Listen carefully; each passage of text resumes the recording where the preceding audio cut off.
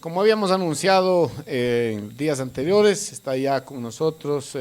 Es un honor para este medio de comunicación tener la participación del economista Rafael Correa, expresidente de nuestro Ecuador, a quien le damos la cordial bienvenida. Presidente, muy buenas noches aquí. No sé cuántas horas de diferencia estamos con donde usted está residiendo. El saludo cordial, como siempre. Ha sido bastante difícil contactarlo, presidente. Sin embargo, esa satisfacción de tenerlo a través de nuestros micrófonos ahora en vivo, porque ya lo entrevistamos grabado. Presidente, buenas noches, bienvenido. Buenas tardes, ya te digo dónde estoy y el gusto es mío.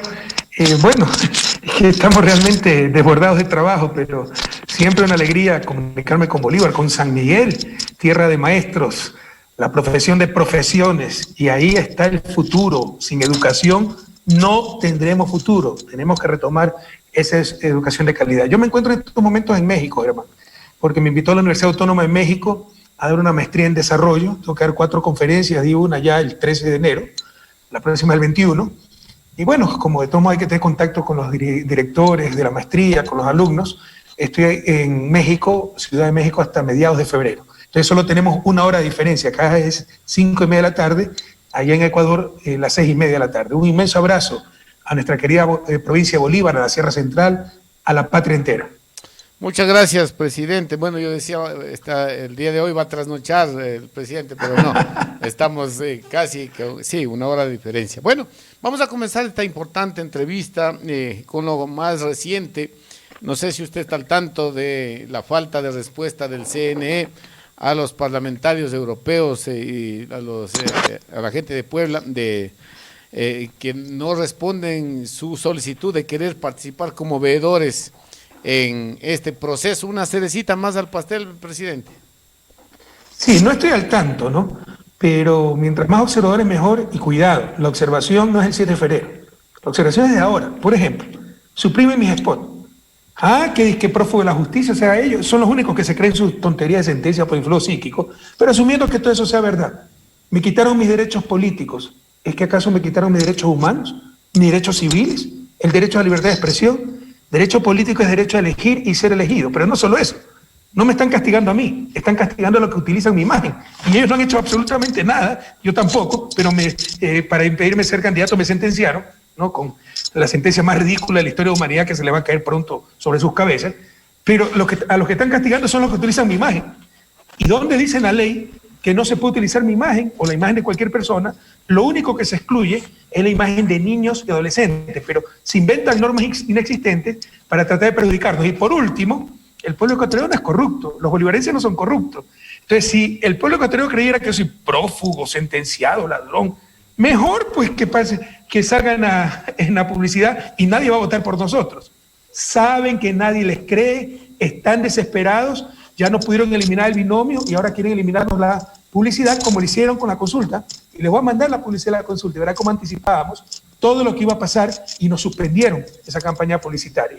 Mientras más observadores, mejor. Y la observación no debe ser solo el día de las elecciones, debe ser antes, porque hay cualquier cantidad de irregularidades.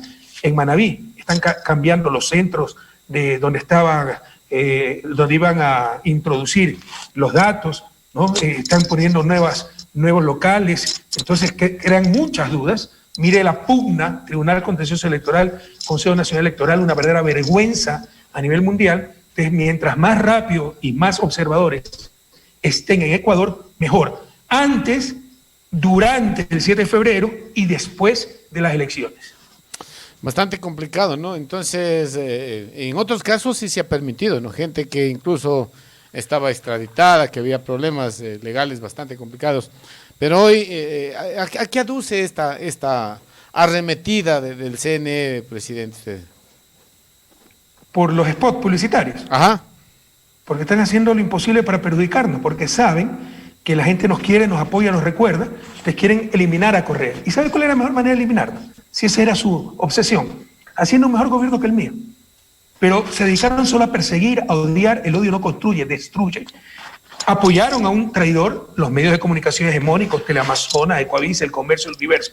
sabiendo que era traidor. De la traición a la corrupción y a la ineptitud hay un pasito, porque alguien excelente, no mediocre, no traiciona. Alguien honesto, de principios, no traiciona. Entonces es muy fácil, de la traición pasar a la corrupción, a la ineptitud, a la mediocridad, y eso es lo que pasó. Ya estaba visto, pero lo apoyaron con tal de destruir a Correa, en lugar de hacer un mejor gobierno para destruirnos, entre comillas, y eso es lo que buscaban. Y por destruir a Correa no les importó destruir la patria. Esa es su obsesión, porque no les interesa el país. Les interesa es mantener sus espacios de poder, y saben que si nosotros volvemos al poder, volverá el pueblo ecuatoriano al poder, no los banqueros, no los medios de comunicación, no las cámaras de producción, sino San Miguel, Guaranda, Chillanes, Bolívar, Sierra Central. La mayoría, la inmensa mayoría del pueblo ecuatoriano, no unas cuantas élites privilegiadas. Bastante complicado el tema, presidente. ¿Usted escuchó el debate de los candidatos que se dio hace unos días? ¿Qué le parece la conformación de este comité que organizó el debate? Bueno, gracias a Dios no escuché el primer debate. Sí, veis los comentarios. Y qué barbaridad, ¿no? Qué castración para violadores, qué pena de muerte. Tonterías tras tonterías, no saben qué hacer. No tienen visión de país, no tienen visión histórica, no entienden nada de desarrollo, no han analizado los procesos de desarrollo. Mire cómo avanzamos de 2007 al 2017. Y es tan fácil como esto, los que nos escuchan, los que todavía tengan alguna duda. ¿Cuándo vivían mejor? ¿En esta tragedia o durante nuestro gobierno? Es evidente que durante nuestro gobierno, por supuesto, había muchos problemas, pero día a día mejoramos. E incluso hay un poco de injusticia, porque como hicimos tanto, a mí me reclaman, pero faltaron estos tramos de carretera, pero faltó este puente. Entonces, cuando se hace mucho, nos exigen mucho más. Cuando no se hace nada, Moreno, si le hace algo, muchas gracias. O sea, con nuestro gobierno, lo mucho parece poco. Con el gobierno de los mediocres, lo poco parece mucho, y eso es un poquito injusto. Entonces, se tienen que preguntarse nada más, ¿cuándo vivían mejor? ¿En esta tragedia o durante el gobierno de Rafael Correa? No hay dónde perderse, Germán, si en verdad queremos darle a nuestros hijos, a nuestras familias, a Bolívar, un futuro mejor, recuperar juntos ese futuro. Y por eso querían eliminarnos, porque perdieron con nosotros el poder, y esa es su obsesión, porque no les interesa el pueblo ecuatoriano, les interesa mantener el poder, mantener sus privilegios, mantener sus escuelas de lujo, su barrio de lujo solo para ellos, la mejor educación para ellos, el resto que no se eduque, la salud solo para ellos, el resto que no se sane, y los negocios solo para ellos, el resto que ni trabaje, ¿no? Y un país solo para ellos, no para la gran mayoría.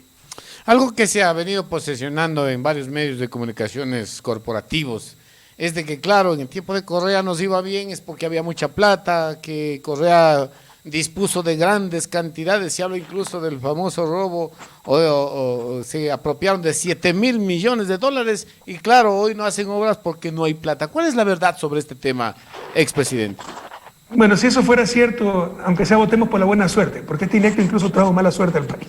Pero no es verdad, no es verdad. Yo le puedo mostrar a usted cuadros en que Ecuador, primero tuvimos altos precios del petróleo y también tuvimos bajos precios del petróleo. Sí, el petróleo estuvo alto en 2011-2014. En 2009 se desplomó el precio del petróleo. En promedio América Latina decreció y nosotros crecimos.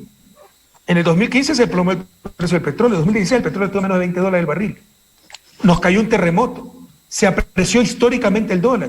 Colombia depreció el peso en más de 70%. Hoy ya se olvidaron que la gente de Guayaquil viajaba a Ipiales a hacer las compras. Perdimos 2 juicios contra Chevron y Occidente. Estos criminales nos obligaron a pagar en plena crisis, con un terremoto, más de $1.000 millones o nos incautaban todos los activos eternos. Pese a eso, el Fondo Monetario antes del terremoto había proyectado que el país iba a decrecer 4.5%. Con terremotos, juicios perdidos, decrecimos 1.5%. No pudimos hacer más, pero paliamos muchísimo la crisis y ya el 2017 empezamos a crecer. Entonces no se trata, yo les puedo enseñar Boston Consulting Group, cómo Ecuador fue el país que mejor aprovechó el boom petrolero, pero no solo pues, se trató de boom petrolero. También tuvimos bajos precios del petróleo y fuimos los que mejor aprovechamos ese boom petrolero. Pero con respecto a estos inventos, ¿no? ¿Cuántas mentiras se han repetido? ¿Qué nos pasó como país? ¿Cómo pudimos aguantar tanta soncera, tanta tontería, mentiras tan atroces? El puente en ninguna parte. Aquí se le ocurre que en el siglo XXI se puede construir una vía de primer nivel para la selva para que pasen guerrilleros y narcotraficantes. Con eso nos tuvieron 3 años y medio para echarnos la culpa de los 3 periodistas asesinados en la frontera norte y ya se olvidaron. Bueno, hace 3, 4 días inauguró el puente en ninguna parte con el presidente colombiano. O sea, qué descaro. Pero también cuando se quema la Contraloría fueron los correístas para quemar sus casos de corrupción. O sea, Sabemos dónde están guardados los casos de corrupción, no están digitalmente, sino en físico, y sabemos en qué cajón, en qué escritorio, en qué local. O sea, ya basta tantas tonterías. ¿Cómo pudimos permitir que se burlen así incluso de nuestra inteligencia? Entonces, hemos vivido realmente un estado de mentira. Y dentro de ese estado de mentira, sobreprecios. No hay un sobreprecio. ¿Dónde están los juicios sobreprecios? Entonces son unos sinvergüenza. Porque si es sobreprecio no han denunciado, son cómplices. A los reajustes de contrato le llamaron sobreprecio. Sobreendeudamiento, no había tal, aquí tengo la cifra. 38% de endeudamiento. El límite legal era 40%, puesto por nosotros mismos. Ahora sí la deuda está en 60%. Y tantas tonterías. Corrupción generalizada, porque aprovecharon el caso de Odebrecht. Acusaron a todo el mundo menos a Odebrecht, porque pactaron con Odebrecht, esa es la verdad. 70.000 millones perdidos, dijeron, en corrupción. Y 100.000 millones de inversión, nos tienen que dar el premio Nobel. Porque si tuvimos 100.000 millones de inversión, y están las cuentas nacionales, y supuestamente nos robamos 70.000 millones, caramba, pues somos unos magos. O sea, son tonterías. ¿Qué nos pasó como nación? ¿Dónde quedó la inteligencia nacional? ¿Cómo permitimos que se burlen así, que se burlaran así de nuestra inteligencia durante 4 años? Con mentiras atroces, torpes, fácilmente desmontables, solo por ejemplo, buscando las cifras en el Banco Central, o buscando, como lo hicieron, las cuentas secretas, nuestro incremento de patrimonio. No han encontrado nada ni encontrarán, porque los corruptos siempre fueron ellos. Básicamente, y lo que nosotros nos sorprendemos de todas las cosas que se dicen en varios medios de comunicación, Correa se llevó 70.000 millones, pero el juicio en el que perdió apenas fueron 6.000 y que fueron préstamos que se dieron. Y estas mentiras o verdades dichas a medias o mentiras con patas cortas que se han venido posesionando. Y esto ha intentado básicamente perjudicar su imagen, perjudicar la campaña.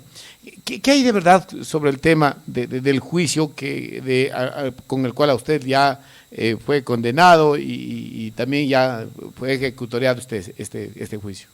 Usted se le olvida decir que fuimos condenados por jueces temporales, puestos a dedo. Claro, Iván León trabajaba en Santo Domingo, lo trajeron para el juicio. A la madre de su hija, no sé si es compañera todavía, la pusieron de secretaria de Fiscalía. Coordinaba con ella la sentencia. Tremendo fraude procesal. Y el que le queda alguna duda, y la prensa nunca publicó esto, busque en justiciaamarrada.org este blog y verán los mensajes que se cruzaban. Esa gente se va a ir presa. Cuando regrese al Estado de Derecho se va presa. Eso es terrible fraude procesal. En cualquier país del mundo estarían presos. Se le olvida decir que fueron jueces puestos a dedo, Iván León, que acaba, le ofrecieron el carguito en la Corte Nacional si nos condenaba, pero es tan bruto que incluso con recalificación no pasó.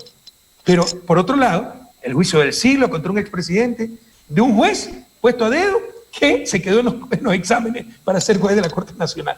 A ese nivel hemos caído. Mire, si fuera corrupto, ¿usted cree que me tendrían que condenar por influjo psíquico? ¿Quién le insulta nuestra inteligencia? Si fuéramos corruptos, ¿usted cree que van a decir que presté $6.000, que deposité en mi propia cuenta en el Banco del Pacífico, que es del Estado? Sea la mejor prueba que los corruptos siempre han sido ellos. Usted me preguntó qué en el caso de soborno. No hay nada, ni siquiera soborno. No solamente que yo no tengo nada que ver. Yo no es que quiero salvarme solito y decir, bueno, no hay ni sobornos. Es todo un montaje donde han condenado a gente inocente, gente buena, empresarios que ni conozco. De los 9, 10 empresarios creo que conozco a 2. Pero sobre todo el mundo tuvo influjo psíquico. El influjo psíquico es una figura del siglo XIX, XX. Pero se supone que es para una persona. Usted puede manipular a un adolescente, a alguien débil de voluntad, pero manipular a todo un grupo de ministros, secretarios de Estado, empresarios que ni conozco, caramba, ni Tony Camo, pues, es ridículo. Y nunca ha habido soborno. Muéstreme un contrato que se haya dado a cambio de dinero. No existe. No existe 14 millones, ni 7 millones de permisos al Estado. Hablan y nunca prueban nada. No hay pruebas en ese juicio. Cuando regrese el Estado de Derecho se les derrumbará todo eso y tendrán que irse ellos a la cárcel por el tremendo fraude procesal. Cuando digo ellos, es la fiscal, los jueces que participaron en esta mamarrachada que es la reír a nivel mundial. Todo el mundo se les ríe de esa sentencia ridícula. Lastimosamente, por esa sentencia hay gente sufriendo, hay gente presa, hay gente perseguida. Pero ahí no hay nada, ni siquiera soborno, no hay nada. Es todo un montaje. Básicamente, ¿qué va a pasar en las instancias internacionales, expresidente Correa, con estos casos que ya se han juzgado en el país? Bueno, ya está pasando. Interpol es policía, no son jueces, es policía. Es tan ridícula, tan burda la persecución. Y ya le rechazan todo, ni siquiera viene de Ecuador, recházalo. El último rechazo de alerta roja, pedido alerta roja por la justicia ecuatoriana, contra el ingeniero Walter Solís por el caso Sobornos es el más contundente. Ya dice explícitamente Interpol, aquí no se ha respetado el debido proceso, aquí hay persecución política. Eso es inédito, que una policía, Interpol de policía, diga eso, es inédito, no son jueces, son policías. Pero es tan burda la persecución que ya contestan de esa manera y le rechazan todo a los pedidos de Ecuador, haciendo quedar muy mal a la patria, eso duele en el alma. Y, por ejemplo, Bélgica, Europa, o sea, son correctos o son corruptos. Porque si yo fuera culpable, si alguien creyera en la justicia ecuatoriana, ya me hubieran extraditado. Botan en la basura cualquier pedido de Ecuador. O sea, el prestigio del país está por la parte de los caballos. Han destrozado la imagen internacional del país por utilizar a la justicia para persecución política y de la forma más ridícula. ¿Quién puede creer un presidente condenado en un caso de sobornos por influjo psíquico, por dirigir una organización criminal? ¿Cuál era esa organización criminal? El gobierno nacional, el vicepresidente, el ministro, el secretario, el asesor jurídico, y todo por influjo psíquico. ¿Quién va a creer una patraña así? Expresidente, aquí hay una situación, bueno, usted actualmente no reside en el país, pero desde hace unos años atrás en el país se ha venido viviendo o se ha venido viendo de a poco cómo varios sectores estratégicos que están siendo manejados por el Estado, como electricidad, telecomunicaciones, los bancos, han comenzado a deteriorar los servicios. Le comento acá en la provincia de Bolívar, de a poco las oficinas de la CNEL han comenzado a disminuir personal, ya no se cobran, ahora usted tiene que ir a un banco, tiene que ir a una institución financiera a pagar los servicios, se han desmantelado varias oficinas, lo mismo está pasando con CNT, que ya cierra oficinas, todo está deteriorándose. Esto tiene que ver, expresidente, con esta intencionalidad de este crédito de 3.000, parece que son 3.500 millones de crédito que le van a dar al país, a cambio de comprometer o privatizar todas estas entidades, varias de sector estratégico. Sí, son dos los factores que explican esto. Ineptitud, que la hay. La mejor muestra de lo que hicieron con el país es el Palacio de Carondelet. Yo en un Palacio de Carondelet con un museo lleno de joyas, regalos que nos habían regalado, por más de $1 millón en regalos, que se convirtió en el museo más visitado del país. Más de 100.000 personas por año, si mal no recuerdo. Un palacio presidencial de puertas abiertas, lleno de vida, museos, recuerdos, joyas y miles de visitantes. Hoy Carondelet cerrado, cercado con alambre de púas, sin museos, sin joyas, todo saqueado, pero con placas de la infamia, con odio. Esa es la mejor muestra de lo que han hecho con el país. Y eso lo han hecho en todos los sectores. Pero no solo por ineptitud, por corrupción. Porque como la memoria es frágil de los ecuatorianos, se olvidan pronto de lo bien que marchaba el registro civil con nosotros, CNT, SELEC, y entonces van a decir, lo público no sirve. Y cuando vengan esto a querer privatizar hasta el alma del pueblo ecuatoriano, los van a aplaudir. Prohibido olvidar, compañeros, son ellos los que deliberadamente están destruyendo lo público para apoderarse de lo público, para apoderarse de CNT, de SELEC, etc. Está en el programa con el Fondo Monetario Internacional, las privatizaciones. Entonces, por favor, no caigamos en esa trampa. Y el problema de fondo, ¿sabe cuál es? La más grave corrupción. Siempre habla la derecha, los supuestos liberales, de la división de poderes, dando a entender que la división de poderes es ejecutivo independiente, legislativo independiente, echándole contra el ejecutivo, judicial independiente. La principal división de poderes es la división entre poder público y poder privado. La razón de ser del poder público es el bien común, el bien de las grandes mayorías, el bien como proyecto nación. Pero cuando el poder privado, banqueros, medios de comunicación hegemónicos, cámaras de producción, se apoderan del poder público, utilizan ese poder público para sus negocios. Como hemos visto, todo el mundo quebrado, y los bancos este año, el 2020, cuando todo el mundo se muere de hambre, desesperado, cuando hay suicidio, porque no pueden, padres de familia no pueden darle de comer a sus hijos, los banqueros van ganando más de 200 millones ya de dólares hasta noviembre. ¿Cuánto será hasta diciembre? El año anterior, 2019, rompieron récord, más de 500 millones de utilidades. Entonces, gobiernan para sus bolsillos, no para el bien común. Esa es la peor corrupción y nos dice claramente cuál debe ser la principal división de poderes. División del poder privado, que pueden legítimamente buscar sus divisas, sus beneficios, sus utilidades. Los medios de comunicación deberían tener el deber sagrado de informar, pero también son negocios que generan utilidades. Pero el poder público no es para ningún negocio, es para el bien común, el bien de las grandes mayorías. Eso es lo que hicimos durante 10 años y por eso nos odian tanto, porque a mí no me llamaba un banquero a decirme qué hacer o no hacer. A mí no me llamaban las cámaras de producción a imponerme el ministro de Industria o los medios de comunicación a imponerme las políticas. Gobernábamos en función del bien común y eso es lo que no nos perdonan las oligarquías, las élites y los poderes de siempre. Expresidente, en plena campaña electoral, hoy quieren meter por el Ministerio de la Ley la reforma al Código de Finanzas, planificación de finanzas públicas, para devolver el control del banco a los banqueros. ¿En qué forma perjudica eso a la población, expresidente? Gravísimo. ¿Sabe cuándo fue la última vez que hicieron eso? 1998. Y ya en 1999 nos quebraron. Y uno de los factores fundamentales, y lo digo en mi libro, por aquí tengo mi libro, no es que lo digo ahora, ese libro fue escrito ya hace 10, 12 años con artículos de antes de ser presidente. Uno de los principales factores fue la autonomía del Banco Central. Manejada por los banqueros, triplicó la emisión monetaria para el salvataje bancario y liquidó la moneda nacional y nos liquidó a todos nosotros. Entonces, preocúpese, y preocúpese mucho, porque la última vez que privatizaron el Banco Central fue en 1998 y en 1999 nos quebraron.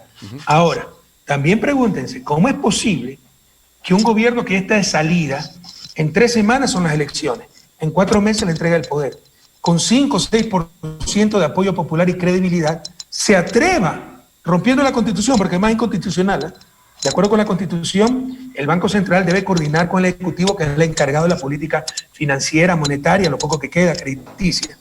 Ahora quieren dársela al Banco Central, eso es inconstitucional. Además quieren hacer trampa. ¿Cómo es posible que quieran pasar esta ley para regresarnos a los 90, inconstitucional, y como saben que no se lo va a aprobar en la Asamblea porque nadie quiere a esta altura pasar como cómplice del gobierno, va a ser aprobada por el Ministerio de la Ley, porque la van a mandar como proyecto de ley urgente y en un mes entonces, si no la trata la Asamblea, se aprueba por el Ministerio de la Ley. Es gravísimo. Bolívar a rebelarse. Esto nos da una razón más, no solo para votar por el binomio de la esperanza, listas 1, sino por las asambleístas. Necesitamos mayoría en la Asamblea para revertir la ley de apoyo humanitario, la privatización del Banco Central, si logran hacerlo, pero es gravísimo. Sin embargo, hay un poco de buenas noticias. Ayer o anteayer perdieron las reformas presentadas por el gobierno, por ejemplo, reformas constitucionales para devolverle a la Asamblea la potestad de elegir las autoridades de control, las autoridades de control, que era repartirse el país. Tú te llevas fiscal, tú te llevas contralor, tú te llevas procurador, y con tal de que no nos hagan nada a nosotros, y no se controlaba nada. Por eso quisimos separar en la Constitución del 2008 de la instancia más politizada, que era el Congreso, la elección de la autoridad de control y que sean por concurso de merecimiento. Que no lo ha hecho bien el Consejo de Participación, bueno, que mejore, pero el diseño institucional es muy bueno. Quisieron revertir eso y no lo lograron, perdieron. Ya se empieza a derrumbar el trujillato. Entonces veamos qué pasa con esta ley urgente, pero si logran su cometido, que pase por el Ministerio de la Ley y con eso privatizar el Banco Central, es extremadamente grave. No quiero asustarme, pero la última vez que privatizaron el Banco Central se lo pasaron a manos de los banqueros, fue en 1998, y lo que hicieron fue quebrarnos a todos. La gran catástrofe que vivió el del pueblo, ¿no? El de a pie, el de la esquina, el taxista, la madre de familia que tenía sus ahorros, todo se liquidó, todo se perdió, muertes por todo el país. Expresidente, una consulta que yo creo que es importante. ¿Qué está pasando hoy en el país? Porque la gente está tremendamente confundida. Resulta que ahora todos cuestionan al gobierno, que todos están en oposición al gobierno, que están criticando lo que ha pasado. Si todos sabemos, o muchos sabemos, de que hace poco tiempo muchos de ellos votaban, tenían ministros, votaban juntos en la Asamblea. ¿Qué pasa hoy en el país que ya todos estos actores se han separado, se han ido alejando del gobierno? Mire, algunos creen que la política es el terreno de todo vale, del todo vale. La falta de escrúpulos, la falta de verdad, la falta de moral, la falta de principio. Algunos saben que estamos siendo perseguidos, enemigos nuestros, saben que estamos siendo perseguidos, que todo es calumnia, pero bien hechito, y así es la política. No, así no es la política, así es la mala política.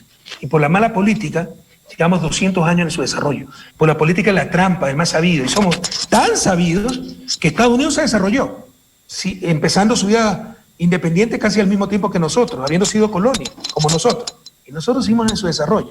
Y una de las grandes diferencias, y debemos aprender de eso, es el respeto a la ley de Estados Unidos, rule of law, el Estado de Derecho. Acá, mientras más se lo rompa, eres más sabido.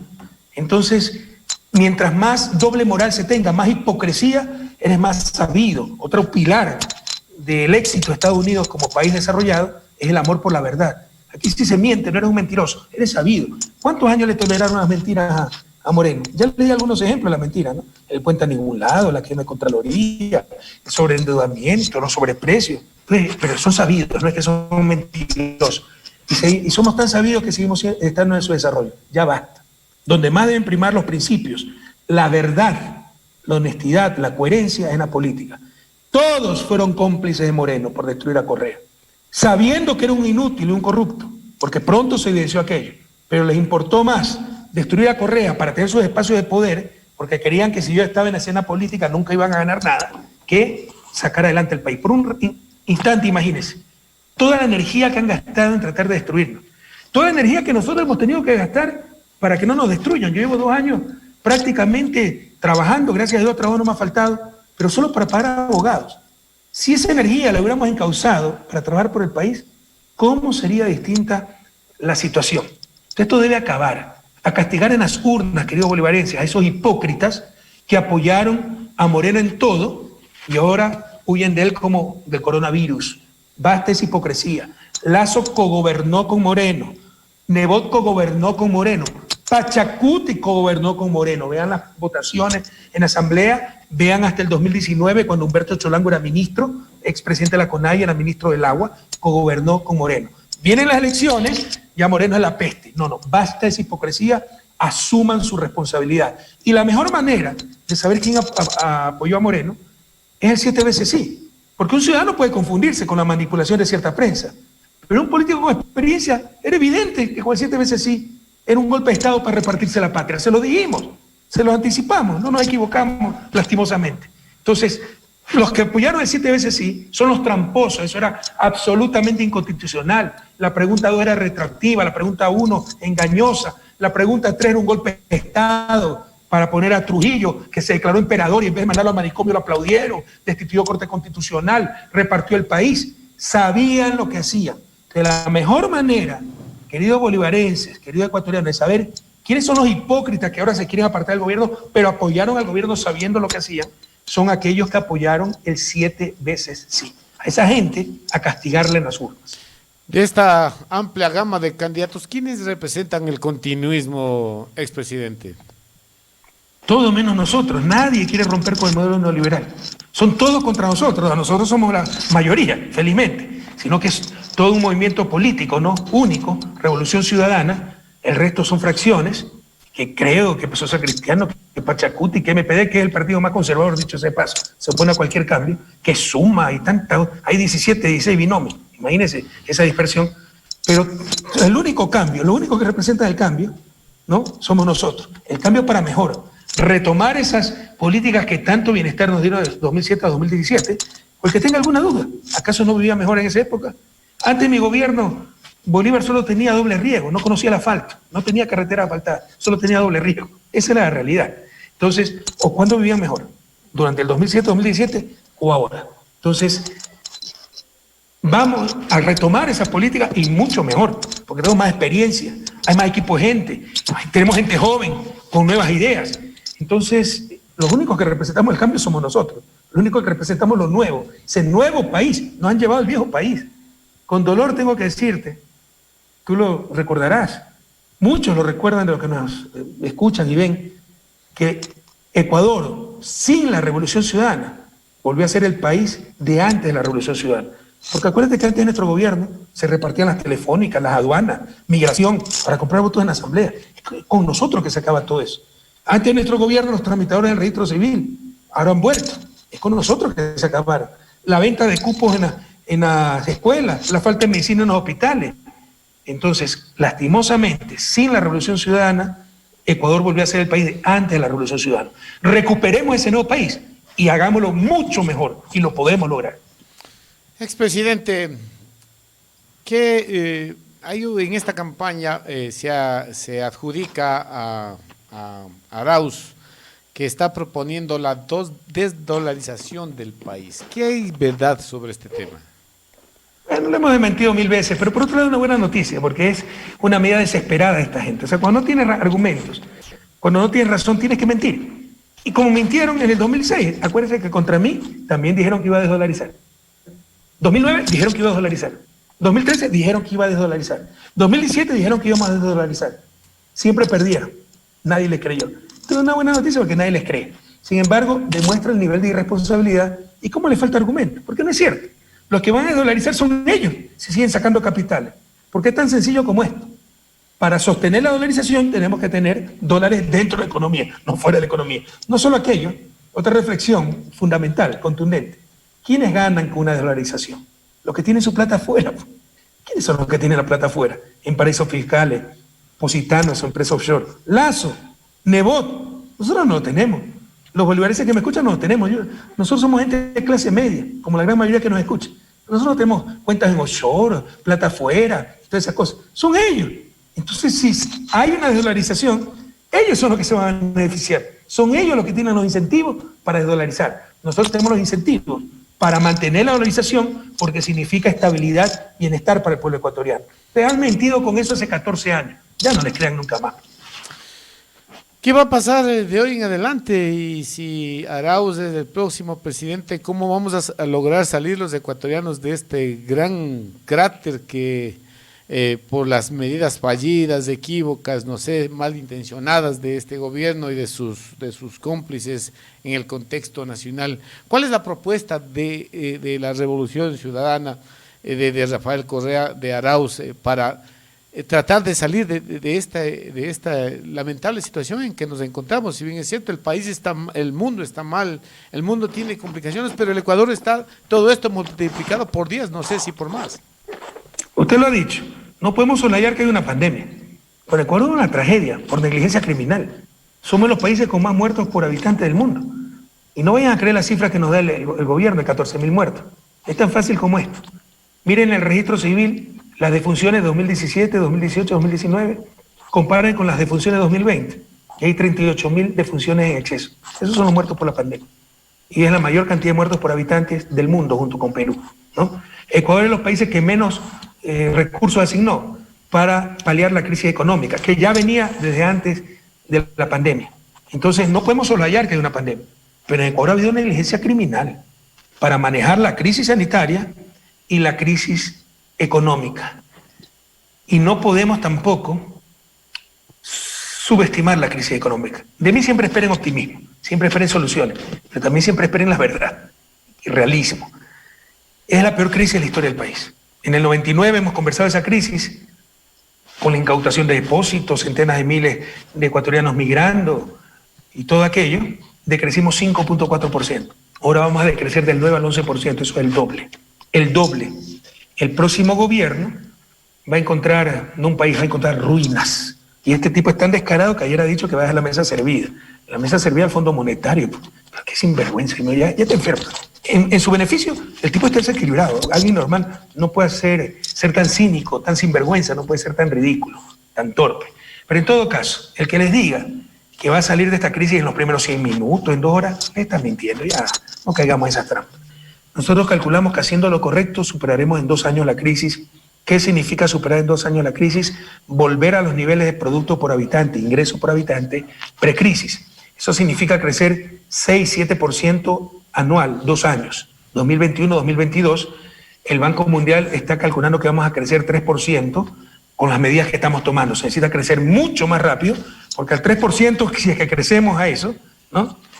Tomará 5 o 6 años superar la crisis. Y tenemos que hacerlo rápido. Esa es la política económica, ¿no? Superar las crisis lo más rápidamente, con el menor costo posible, y que el costo lo asuma lo que más tiene, no lo que menos tiene. ¿Cuál es el paquete de medidas que queremos aplicar? Muy potente, financiado, sabemos dónde están los recursos, sabemos lo que hay que hacer. Un paquete de medidas de 8.475 millones de dólares.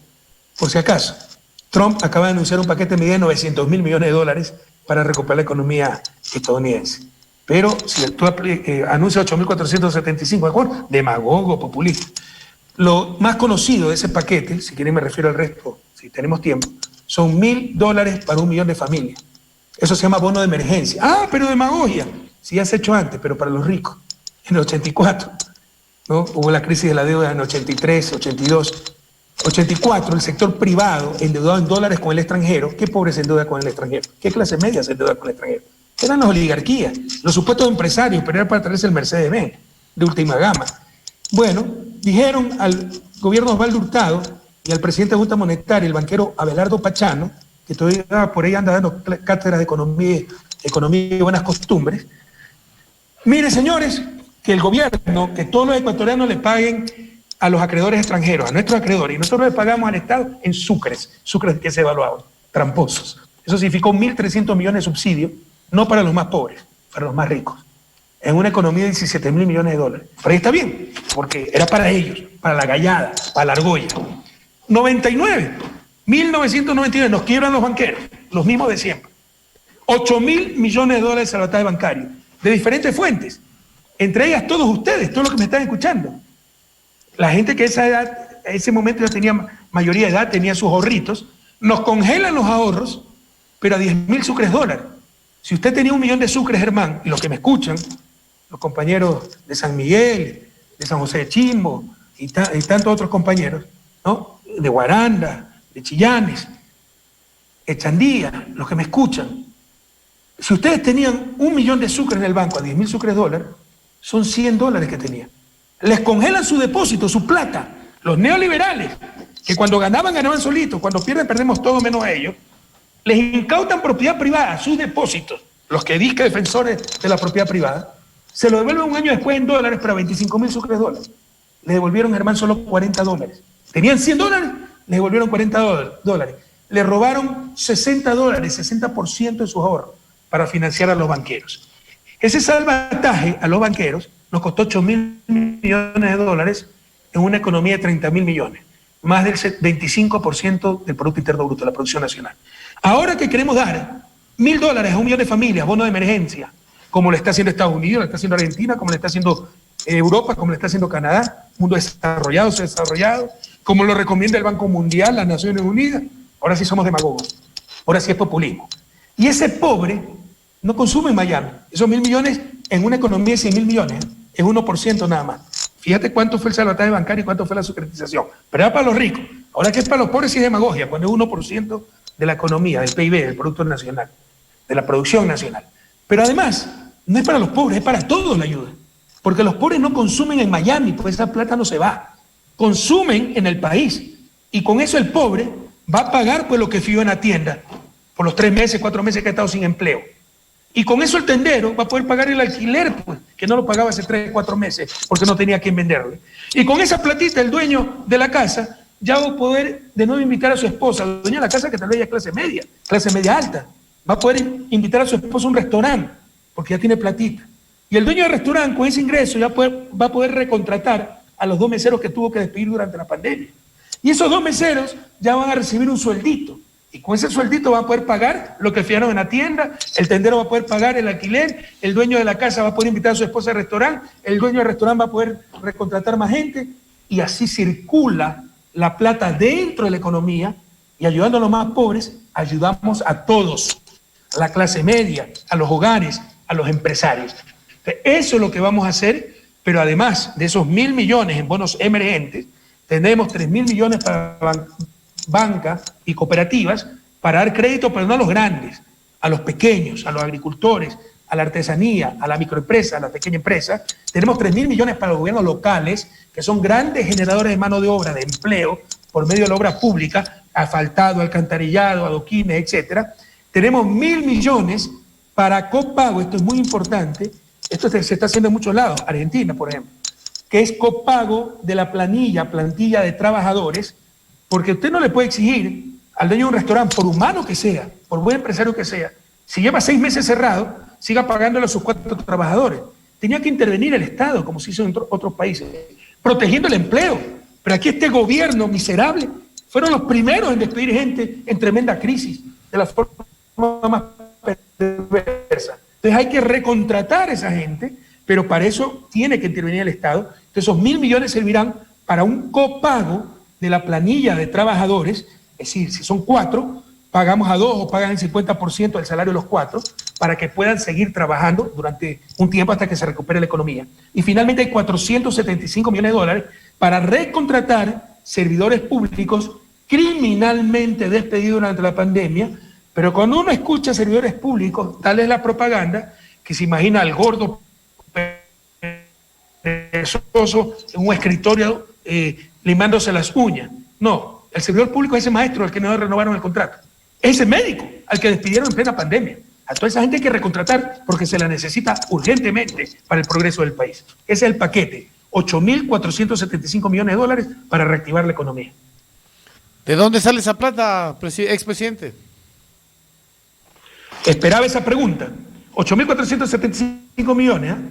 Agárrese a su silla. Usted sabe que el Banco Central tiene 8.300 millones depositados en Suiza, en el Banco de Basilea, ganando 0.75%. Ah, pero es plata privada. ¿Quién les dijo? Es plata pública. Son los créditos del Fondo Monetario. Esa plata, en lugar de venir al país para recuperar la economía, para pagarle a los maestros, para recuperar la obra pública, la mandan fuera del país para garantizar deuda externa. Y bueno, fuera deuda externa pública, la deuda externa privada también. Porque eso es lo que le interesa al Fondo Monetario. Como dicen los jóvenes, bueno, voy a ser medio grosero, pues así hablan los jóvenes, al Fondo Monetario importa 3 cantimploras el desarrollo del país. Le interesa que paguemos la deuda. Ellos son los defensores y los acreedores, para eso existe el Fondo Monetario, para defender los intereses del capital financiero. Entonces, esa plata la tienen afuera, mientras la gente se muere de hambre, se suicida por no tener plata. 8.300 millones tenemos depositados en Suiza, en el Banco de Basilea, para respaldar las operaciones externas. ¿Qué operaciones externas? Deuda pública externa, bueno, hasta razonable. Sin embargo, no solo hay obligaciones externas, sino internas.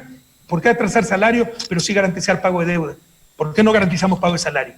Al final del día, es quién es más fuerte, quién está en el poder. En el poder está el capital y no los ciudadanos, eso es todo. No le den más vuelta. No hay razón técnica ni ética, por el contrario. Técnicamente mejor pagar salario porque esa plata cae en el país y reactiva la economía, que la plata que se va fuera en pago de deuda externa. Es pura relación de poder, la ley es el más fuerte y el capital es el más fuerte. Entonces, pero bueno, podríamos entender que se garantice pago de deuda externa pública, pero también se está garantizando pago de deuda externa privada. Se está garantizando la fuga de capitales, se está garantizando los dólares hasta para la antela, porque la dolarización ecuatoriana fue tan mal hecha que dólares para que el gobierno no deprecie, para que no tenga moneda nacional, eso sí, él es el responsable de proveer los dólares. Nosotros gastamos los dólares, usted me tiene que dar todos los dólares. Y por eso tienen esa reserva. Reserva técnicamente en un país con moneda nacional es para respaldar la moneda nacional. Cuando teníamos sucres, o en Colombia, pesos, si 3.000 pesos son $1, la moneda es convertible. O sea, por ley se puede convertir en otra moneda. Entonces, alguien que tiene 3.000 pesos puede ir al Banco Central colombiano y le tiene que dar $1 por los 3.000 pesos si ese es el tipo de cambio. Es obligación legal. Entonces hay que tener esa reserva en dólares para poder responder a esa obligación legal. Nosotros no tenemos moneda nacional. La reserva monetaria es básicamente los depósitos del sector público, municipio, el propio gobierno, universidades públicas. Hay una pequeña parte, un 20%, 25%, que son reservas técnicas de los bancos, eso es plata privada. Pero ahí el 80%, 75%, e incluso plata pública. Pero no quieren tenerla en el país, no quieren tenerla trabajando para los ciudadanos. Mira, es tan fácil como esto, pero si economía es fácil, es sentido común. Los economistas la complican para creerse sumo sacerdote. ¿Qué padre de familia presta al chulquero 6.500 millones, 6.500 dólares, como nosotros prestamos 6.500 millones al Fondo Monetario, al 2.9%, 5%, 10%, para mandarlo donde el vecino, enterrarlo en el terreno del vecino y que el vecino me preste 0.75%? O dárselo al vecino para que él la trabaje y me dé 0.75%. ¿Quién hace esa tontería? Nadie. Eso es lo que está haciendo el país. Por un lado endeudándonos 6.500 millones al 2.9%, por otro lado sacando 8.300 millones para ponerlos en Suiza al 0.75%. ¿Para qué? Para garantizar las operaciones externas y las obligaciones internas y la gente y el ingreso y el empleo y la producción nacional. Ya basta de esa economía tonta. Yo dejaría de año a un estudiante de primer año de economía que me diga con esa tontería y así se está gobernando el país. Ahora, ¿qué pasa con la deuda que el país está contrayendo con el Fondo Monetario Internacional, que además de todo da sus recetas que fundamentalmente perjudican a la población, a los más pobres, despidos masivos a la gente, eliminación de subsidios al combustible? Hoy Ecuador comienza a presenciar la elevación progresiva de los combustibles, nos quitaron los subsidios y le viraron el precio cuando estaba el petróleo muy bajo, que casi nadie sintió, y nos dijeron incluso que era mejor, porque el precio del petróleo está tan bajo que iba a bajar el precio del combustible. ¿Qué pasa con todas estas deudas que el país contrajo y con los compromisos que estableció, que entre otros la venta de las empresas estratégicas, eliminación de sueldos, eliminación de puestos de trabajo, entre tantas medidas que definitivamente están perjudicando gravemente a la población? Germán, Simón Bolívar decía, Bolívar, el nombre de la provincia, decía, no nos dominarán por la fuerza, sino por la ignorancia. ¿Por qué usted cree que liberaron precios de combustible perdiendo plata? En octubre de 2019 casi se cae el gobierno por elevar el precio de los combustibles para ganar plata. A principios del 2020 hace unos meses, eliminan el precio de los combustibles para perder plata. ¿Pero cuál era el objetivo? Privatizar la comercialización de combustibles. Para privatizar la comercialización de combustibles, importación, distribución, refinación, se requiere precios liberados. Precios controlados no es rentable para ellos. Entonces, para privatizar importación, comercialización, refinerías, es que liberaron el precio de los combustibles. Eso también está en el Fondo Monetario, en el acuerdo con el Fondo Monetario. Y por eso también boicotearon la refinería del Pacífico. Porque al igual que lo que sucedía con las barcazas, que eran de los socialcristianos, de unas mafias por ahí, no hacían hidroeléctricas para no dañar el negocio de las barcazas. Nosotros hicimos las hidroeléctricas porque no tenemos intereses creados, nuestro único interés es servir a nuestro país. Ahora ya no hacen refinería, la refinería del Pacífico, porque se les daña el negocio, pues. Ya tienen privatizado o están privatizando la comercialización y la importación de combustible, y con la refinería del Pacífico se acabaría la importación y hasta exportaríamos combustible. Pero a esta gente no le interesa el país, le interesa solo su bolsillo. Pero aquí también, ojalá hayamos aprendido, compañeros. Muchos después de 10 años de gobierno, tal vez estaban cansados, creyeron a la prensa, ¿no? Que nosotros éramos los equivocados. Entonces, que la deuda carísima que habíamos obtenido con China y que habíamos dejado el país hipotecado, esto era mentira. El promedio de tasa de interés de nuestra deuda era 5.2, 5.4%. Por supuesto, hubo tramos, cuando teníamos terremoto y todo encima, que fueron caros al 10%, porque así es la lógica financiera. La lógica de desarrollo es que si te caes te doy la mano para levantarte. La lógica financiera es que si te caes te pateo en el suelo y me tienes que pagar más porque hay más riesgo. Así es el mundo. No podemos cambiarlo de Ecuador, ¿no? Pero en promedio la deuda era 5.2, 5.4% de interés. Pero hicieron creer que además éramos por pelearnos con el Fondo Monetario y Banco Mundial, estábamos perjudicando al país porque ellos prestan al 2, 3% como efectivamente ha prestado el Fondo Monetario.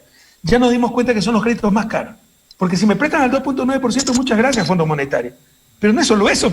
Te hacen firmar todo un paquete de medidas para saquear el país, privatizar hasta el alma, votar trabajadores públicos, disminuir inversión pública, que ya no haya carreteras, que no haya escuelas, que no haya hospitales. ¿Por qué? Lo que les decía. Porque al Fondo Monetario lo único que le interesa es garantizar el pago de la deuda, garantizar que el país cumpla con sus obligaciones externas. No le interesa la economía, el empleo, el crecimiento, no. Que los acreedores del país reciban su platita. Pero ojalá hayamos entendido que esos supuestos créditos gratísimos del Fondo Monetario son en realidad los créditos más caros, porque vienen atados a todo un paquete de ajuste, de medidas, por eso se llama paquetazo, ¿no? Con el cual nos sacan el alma, nos sacan el aire. Privatizaciones, disminución de gasto público tan necesario para los municipios, para universidades, para tantas cosas, despido de empleados públicos y tantas medidas más contrarias al bienestar de nuestro pueblo. ¿Pero qué va a pasar con esta deuda, presidente? Es lo que la pregunta del millón. ¿Vamos a honrar todas estas cosas en el gobierno si Arauz es elegido presidente? Sin duda el acuerdo con el fondo se lo va a renegociar. No podemos aceptar eso. Eso nos revienta. Por seguir esas medidas, las del fondo, Grecia lleva 10 años en crisis. 10 años que no supera la crisis. Queremos esperar 10 años. Entonces, en el acuerdo con el fondo, hablan de disminuir el próximo año 3.000 millones en gasto público. El 2021, este año, 3.000 millones. ¿Saben lo que es 3.000 millones en una economía de 100.000 millones? Es 3 puntos, 3%. Significa menos presupuesto para Universidad Técnica de Bolívar, significa menos presupuesto para hospitales, para educación, para carreteras. con todas las implicaciones que eso tiene en disminución, no solo de servicios públicos, no solo de derechos, no solo de oportunidades, sino de trabajo, porque hay menos trabajo, ¿no? Pero al mismo tiempo, el 2022 está establecido, lo ha firmado Moreno, pero es tan cobarde que no lo asumió él, lo dejó para el futuro gobierno, está establecido subir 3 puntos del IVA. Pero 3 puntos del IVA, no para que haya más inversión pública, más atención a universidades, colegios, no. Al mismo tiempo disminuyen gasto público. Si suben IVA, suben ingreso público y bajan gasto público, es generar excedentes ¿para qué? Para garantizar el pago de la deuda. Eso es todo. Entonces, es inaceptable ese acuerdo con el fondo, nos va a reventar como país, además de las otras cosas, disminución de empleados públicos, privatizaciones, etcétera. Entonces, el próximo gobierno, nuestro gobierno, si los bolivarenses tienen la gentileza de apoyarnos, Ecuador tiene la gentileza de apoyarnos y volvemos a esa prosperidad del 2007-2017, lo primero que haremos, y le hablo en primera persona y plural porque esto lo hemos conversado con Andrés y lo tiene muy claro, ¿no? Y por el contrario, es más radical que yo, lo primero que haremos como gobierno es renegociar ese acuerdo con el fondo, porque de cumplirse ese acuerdo reventaremos como país. Bastante complicado. Son las 19 horas con 22 minutos acá en el país, expresidente. Vamos ya a ir concluyendo con esta importante entrevista que nos ha concedido el día de hoy. Así que finalmente la pregunta de cajón: ¿por qué debemos los ecuatorianos votar por Arauz? Muchas gracias, porque para mí es una pregunta bastante fácil. Claro, por eso los latinoamericanos somos muy viscerales, no cerebrales, y por eso estamos 200 años en su desarrollo. Muchas veces preferimos hacernos daño a nosotros, pero dañar a que nos cae mal. Sí conoce ese chiste, ¿no? De los 3 barriles que estaban, que un extranjero ve, ¿no? En un almacén, 3 barriles, ¿no? El primero con tapa, ¿qué hay en esos barriles? No, hay cangrejos australianos, sino que para que no se escape está tapado el barril. Ah, ya, chévere. El segundo barril con tapa, ¿qué es ese barril? No, hay cangrejos estadounidenses, pero para que no se escape están tapados, ¿no? Ah, ya, chévere. El tercer barril no tenía tapa. Tú dices, en ese barril entonces no hay cangrejos. No, sí cangrejos, pero ¿y si se escapan? No, son cangrejos ecuatorianos. El que se está saliendo lo jalan el resto para adentro. Esos somos los ecuatorianos, esos somos los latinoamericanos. Esa es nuestra historia, ¿ya? Viscerales, no cerebrales. Entonces, si me cae mal, voto contra Correa. Yo he escuchado gente que dice, Correa, el gobierno de Correa salvó la vida a mi padre. Estaba con cáncer, solo pagó $18 en el hospital del día y lo atendieron de maravilla. Pero yo voté por Lazo porque quería un cambio. ¿Qué lógica tiene eso? ¿Qué racionalidad tiene eso? O me cae mal Correa, así ya no tenga trabajo, etcétera. No, pero no Correa. O sea, ¿qué racionalidad? Tenemos que irme un poco más al fondo. Esto nos ha acompañado al inicio de nuestra república, esa es la gran diferencia de Estados Unidos desarrollado y nosotros no. George Washington, comandante de los ejércitos independentistas estadounidenses en la guerra de independencia, luego fue 2 veces presidente y luego se retiró a morir tranquilamente de vejez en su finca de Mount Vernon con 6.500 hectáreas y centenas o decenas al menos de esclavos, porque Washington era esclavista por si acaso, y reconocido por sus conciudadanos. Bolívar, después de haber renunciado a todo, que era un hombre extremadamente rico, fue el bebé más rico de Caracas cuando nació, murió de tristeza camino al exilio. Esa es la historia de nuestros países. Ellos se unieron, los Estados Unidos. 13 colonias formaron un solo país. Nosotros, por el contrario, en lugar de mantener al menos la división política administrativa de la colonia, el virreinato de Nueva Granada, el virreinato del Río de la Plata, el virreinato de Guatemala, no, atomizamos y la Gran Colombia, el virreinato de Nueva Granada fue la Gran Colombia y luego 3 países. La provincia, el virreinato del Río de la Plata se dividió en Uruguay, Argentina, Paraguay. Entonces, siempre tendemos a la división, siempre tendemos a destrozar al otro. Así nunca vamos a hacer su desarrollo, a superar eso, a ser más lógicos y más positivos, en el sentido de que el odio destruye, ¿no?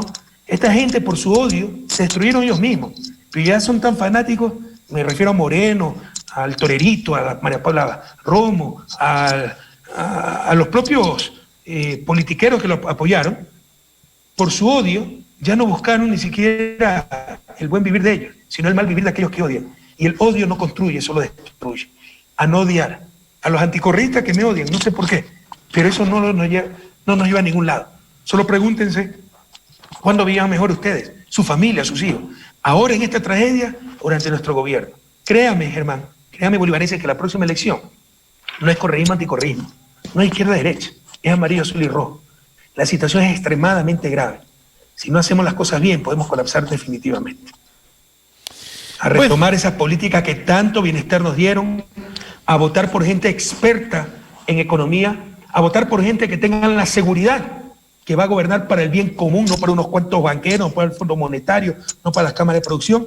Y esa gente, ustedes saben, es la lista 1, la Revolución Ciudadana, ya lo demostramos y lo seguiremos demostrando. Por ejemplo, alguno dirá, ¿y los casos de corrupción? En 10 años, ¿cómo no se va a tener casos de corrupción? Pero jamás hubo corrupción generalizada, como ahora, reparto de hospitales, sobreprecio hasta en fundas de cadáveres. Eso no se radicó. ¿Quedaron casos de corrupción? Por supuesto, pues, si acaso éramos el paraíso terrenal, pero jamás aceptada. Los corruptos siempre fueron ellos. Lo que sí hicimos fue transformar la patria en 10 años, hacer lo que no se había hecho en 50 años. Y todos progresamos, todos tuvieron prosperidad, todos tuvieron seguridad. A retomar esas políticas. La próxima elección es por el amarillo, azul y rojo. Y eso significa votar todos, todito, listas 1.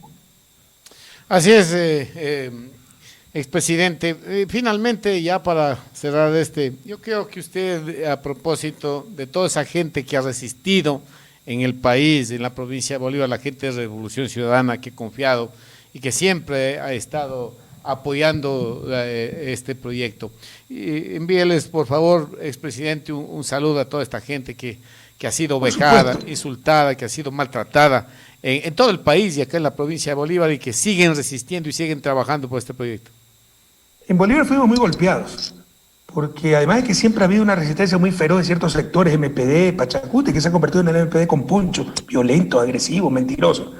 También pues Fafo Gavilanes, ¿no? Este tipo que me iba a ver cuando yo iba a Los Ríos, me iba a ver con su familia y todo, ¿no? A decirme la más grande loa. Fue el primero que se vendió este sinvergüenza por un plato de lentejas, prohibido olvidar, Bolívar. Y cómo han perseguido a nuestros compañeros. Y los que resistieron son sobre todo los jóvenes. Mi cariño a esos jóvenes. A Paola Tamayo, a tanta gente que pese a todo, estuvieron firmes en sus convicciones. Y a entender el momento político, eso sí. Nosotros casi por milagro estamos participando, entendamos. Nos robaron Alianza País, lista 35. 3 veces nos impidieron inscribirnos como Revolución Ciudadana. En el 2019, 2 semanas antes de las elecciones, pudimos participar con Compromiso Social Lista 5, le ganamos las elecciones, eliminan Compromiso Social Lista 5. Casi por milagro nos abre las puertas Centro Democrático Listas 1 y gracias a ellos hemos podido inscribirnos. Pero es un acuerdo político. Pidieron ciertos espacios, como en Bolívar. Debemos entender esas cosas. Debemos entender que debemos guardar la unidad por sobre afectos, desafectos personales, temporales, justificados probablemente, ¿ya? Por el bien mayor, que es la patria. Necesitamos ganar la presidencia y ganar mayoría en asamblea. Así que si son verdaderos revolucionarios, si están realmente con nosotros, queridos jóvenes bolivarenses tan leales, que han aguantado tanto en Bolívar, resistiendo ante la arremetida de este gobierno traidor, ante la arremetida de toda clase política, si son realmente militantes y coherentes, debemos decir todito listas 1. Asambleístas provinciales, asambleístas nacionales, parlamentarios andinos y binomio presidencial. Pero a ellos mi cariño y mi abrazo y mi admiración por todo lo que han tenido que soportar y aguantar. Bueno, presidente, muchas gracias. Los hermanos Núñez les saludan desde la ciudad de Quito. Esto, ¿qué ves? Que esos son extraterrestres, qué boja, qué boja. Pero el compañero Núñez, concejal, siempre no sé cuál de los hermanos es. Pero un poco más de organicidad, compañero, hay que ser un poquito más disciplinado. Pero bueno, mi abrazo y mi cariño y mi admiración. Qué voces de los hermanos Núñez. Son extraterrestres estos tipos. Extraterrestres, hermanos Núñez. Muy bien, muchas gracias, expresidente. Queremos agradecerle por la deferencia que ha tenido con este medio de comunicación. Realmente lograr una entrevista en vivo con Correa siempre es un honor para nosotros. Le cuento, no sé si usted se acuerda, ya con esta van para 6 veces que le voy entrevistando. Antes de su presidencia, durante la presidencia y hoy desde México, que ha sido siempre un honor para nosotros, y saludos cordiales. No sé si algo más a acotar al final para despedir esta entrevista. Siempre un mensaje de esperanza, en los momentos durísimos.